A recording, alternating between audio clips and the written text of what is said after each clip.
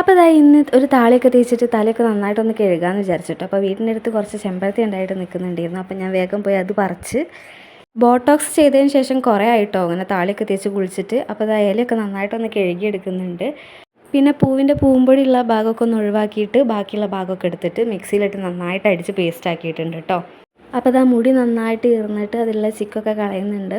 എന്നിട്ട് 2 പാർട്ടാക്കി എടുത്തിട്ട് നല്ലപോലെ സ്കാൽപ്പിൽ ഓയിൽ ഇട്ട് കൊടുക്കുന്നുണ്ട് കേട്ടോ. ഞാൻ ഹെയറിൽ അങ്ങനെ ഓയിൽ ഇടുന്നില്ല, സ്കാൽപ്പിൽ മാത്രമേ ഉള്ളൂ.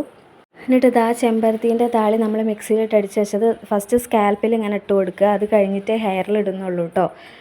കാരണം സ്കാൽപ്പിൽ ഇടുന്നതിന് മുമ്പേ ഹെയറിലായാൽ നമുക്ക് ഭയങ്കര ബുദ്ധിമുട്ടാവും. സ്കാൽപ്പിലൊക്കെ തേച്ച് കഴിഞ്ഞതിന് ശേഷം ഇതാ ഞാൻ മുടീൻ്റെ അറ്റം വരെ നന്നായിട്ട് തേച്ച് കൊടുക്കുന്നുണ്ട് കേട്ടോ. മുടിയിൽ ഫുള്ള് തേച്ച് കഴിഞ്ഞതിന് ശേഷം ഒരു 20 മിനിറ്റ് അല്ലെങ്കിൽ അരമണിക്കൂറോ അത് തേച്ച് പിടിപ്പിക്കുക. കഴിഞ്ഞിട്ട് ഹെയർ വാഷ് ചെയ്ത് വന്നിട്ടുണ്ട് കേട്ടോ.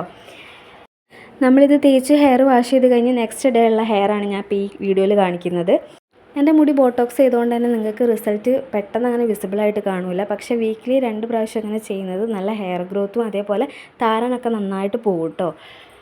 അപ്പോൾ ഇത്രയേ ഉള്ളൂ ഇന്നത്തെ വീഡിയോ. അപ്പോൾ എല്ലാവരും ഒന്ന് വീട്ടിൽ ട്രൈ ചെയ്ത് നോക്കുക. നെക്സ്റ്റ് വീഡിയോയിൽ കാണാം. Bye, thank U.